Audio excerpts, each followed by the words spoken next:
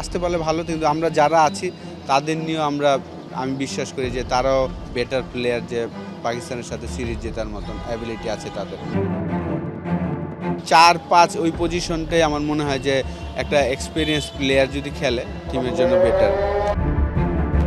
ওর জায়গাটা কিন্তু 4-5-6-এর না, আমার মনে হয় যে সে যেহেতু বোলিং অলরাউন্ডার, যেহেতু আমাদের এক্সপিরিয়েন্স 3টা প্লেয়ার নাই, ওই জায়গায় এরকম একটা এক্সপিরিয়েন্স প্লেয়ার যদি সেটেলমেন্ট হতে পারে আমাদের টিমের জন্য আমি মনে করি ভালো। সবশেষ 15টা ওডিআইতে বাংলাদেশ জিতেছে মাত্র 3টাতে। সবশেষ 10টা ওডিআইয়ের 7টাতেই 50 ওভার ব্যাট করতে পারিনি।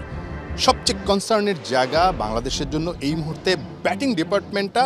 ব্যাটিং কোচ মোহাম্মদ আশরাফুলের জন্য কিন্তু একটা চ্যালেঞ্জ, তার জন্য প্রথম ওয়ানডে দলের সঙ্গে কাজ করা। সো এরকম একটা দলের যখন অবস্থা, অ্যাজ এ ব্যাটিং কোচ আপনি কি আসলে একটু রিল্যাক্স থাকতে পারছেন কোনো কারণে, নাকি আসলে চ্যালেঞ্জের জায়গাটা বোধ করছেন যেহেতু ওডিআই ফরম্যাট? আমি মনে করি যে আসলে যারা আমাদের ওয়ানডে টিমে যারা খেলছেন তারা কিন্তু এক্সপিরিয়েন্স, এমন না যে নতুন কোনো প্লেয়ার।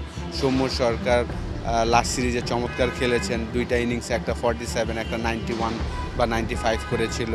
তো সিনিয়র প্লেয়াররা যদি একটু দায়িত্ব নেয় তাহলে আমার মনে হয় যে আমরা টেস্ট এবং টি20-র মতনও ওয়ানডেটা যেহেতু আমাদের বেস্ট ফরম্যাট, সেখানে আমরা ভালো করার সম্ভাবনা আছে। অ্যাজ এ ব্যাটিং কোচ আপনার কাছে চ্যালেঞ্জের জায়গাটা কোন জায়গায় মনে হয়? ব্যাটিং ডিপার্টমেন্টের কোন জায়গাটায় আসলে বাংলাদেশ ভালো করছে না, বা ভালো করাটা খুব বেশি জরুরি? আমাদের মিডল অর্ডারে সাকিব, মুশফিক, মাহমুদুল্লাহ 3টা বড় নাম ছিল, প্রায় 17-18 বছর খেলেছেন। তারা সরে যাওয়ার পরে আসলে তাদের জায়গায় যারাই খেলছেন সেটেলমেন্ট হতে পারছেন না। মিরাজও আসলে ভালো করছেন, 4-এ 5-এ 6-এ খেলছেন। ওর জায়গাটা কিন্তু 4-5-6-এর না, আমার মনে হয় যে সে যেহেতু বোলিং অলরাউন্ডার, তার কাছ থেকে যদি আমরা 10টা ওভার ভালো বোলিং পাই তাহলে আমাদের ম্যাচ জেতার সম্ভাবনাটা বেশি থাকবে। তো ওই যে মেন ব্যাটসম্যান লাইক লিটন টিমের সাথে ইন আউটের মধ্যে আছেন, বিশেষ করে এই ফরম্যাটটাতে আমার মনে হয় যে ওই মিডল অর্ডারে যারা খেলবেন তারা যদি একটু দায়িত্ব নিতে পারেন, লম্বা ইনিংস খেলতে পারেন, ওয়ানডেতে আমরা ভালো করতে পারবো। আপনি বলছিলেন এক্সপিরিয়েন্সের জায়গাটা একটা ঘাটতি আছে, কি মনে হচ্ছে ওই জায়গাটায়? লিটন কুমার দাসের কথা বলছিলেন, ইন আউট, লাস্ট ম্যাচটা খেলেছেন জুলাইতে শ্রীলঙ্কার সঙ্গে। সো তাকেই আসলে এক্সপেক্ট করছেন কিনা? কারণ শ্রীলঙ্কা ওই সিরিজটার সময় একটা আলোচনা হচ্ছিল যে মিডল অর্ডারের শক্তি বাড়ানোর জন্য 4-এ আসলে লিটন কুমার দাসকে খেলানোর একটা চিন্তাভাবনা ছিল। এই ফরম্যাটটাতে আসলে লাস্ট 1-1.5 বছর ধরে ভালো করতে পারছেন না বলেই কিন্তু সিলেক্টররা তাকে বিবেচনা করছেন না। কিন্তু তার যে এক্সপিরিয়েন্স, প্রায় 2013 বা 14-তে তার ডেবু হয়েছে, এখন 2026, তো অলমোস্ট 12 বছর এক্সপিরিয়েন্সটা। যেহেতু আমাদের এক্সপিরিয়েন্স 3টা প্লেয়ার নাই, ওই জায়গায় এরকম একটা এক্সপিরিয়েন্স প্লেয়ার যদি সেটেলমেন্ট হতে পারে আমাদের টিমের জন্য আমি মনে করি ভালো। তো এখন সিলেক্টরদের উপরে ওনারা আসলে কাকে নিয়ে বিবেচনা করছেন। পাকিস্তান এবং বাংলাদেশ কোন জায়গাটা এগিয়ে আছে মনে হয় পাকিস্তানের চাইতে? এগিয়ে রাখবেন কোথায়?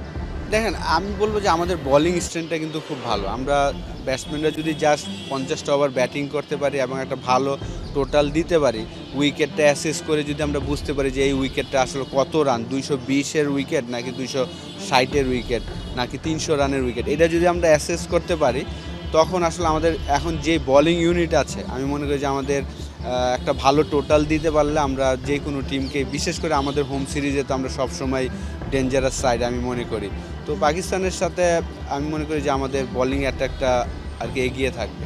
সাকিব আসবেন এরকম একটা আলোচনা চলছিলই, বাট আপাত দৃষ্টিতে এখন যতটুকু মনে হচ্ছে অ্যাটলিস্ট পাকিস্তান সিরিজে সাকিব আল হাসানকে পাওয়া যাচ্ছে না। অ্যাজ এ ব্যাটিং কোচ হিসেবে একটু খারাপ লাগা কাজ করছে কিনা যে সাকিব আসছি করে আসা হলো না, বা দলের সঙ্গে যোগ দেওয়া হচ্ছে না হয়তো? বা যারা লিজেন্ড ক্রিকেটার তারা জাস্ট 15-20 দিন ভালো ফিটনেস ট্রেনিং করলেই কন্টিনিউ খেলতে পারে। তো সে ওই কাজটা কন্টিনিউ করছেন দেখছি ফেসবুকে।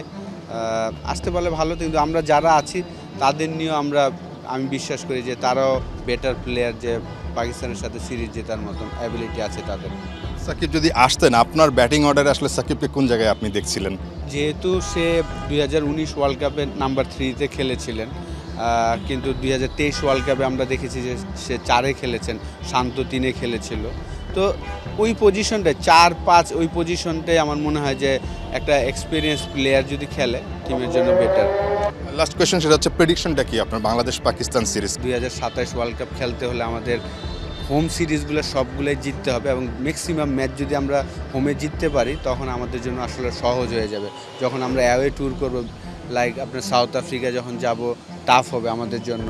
তো এই জায়গায় যদি আমরা এগিয়ে যেতে পারি তখন আমাদের জন্য ওই জিনিসগুলো সহজ হবে। অনেক অনেক বেশি জরুরি আসলে হোম ম্যাচগুলোতে ভালো করা, এবং বাংলাদেশ এই মুহূর্তে র্যাঙ্কিংয়ের 10 নম্বরে আছে। বাংলাদেশ যদি এই সিরিজটাতে পাকিস্তানকে 2-1-এও হারাতে পারে তাহলেও র্যাঙ্কিংয়ে এক ধাপ এগিয়ে আসবে, অর্থাৎ র্যাঙ্কিংয়ে 9 আসবে। এভাবে আসলে র্যাঙ্কিংয়ে এগিয়ে যাওয়াটা অনেক বেশি জরুরি যদি বাংলাদেশকে 2027 বিশ্বকাপে সরাসরি খেলতে হয়। তার চাইতে বড় বিষয় যেটা, প্রিয় ফরম্যাট, ওয়ানডে ফরম্যাটে বাংলাদেশকে ছন্দে ফেরাটা। নাহিয়ান মিন জাসিম, 71, ঢাকা।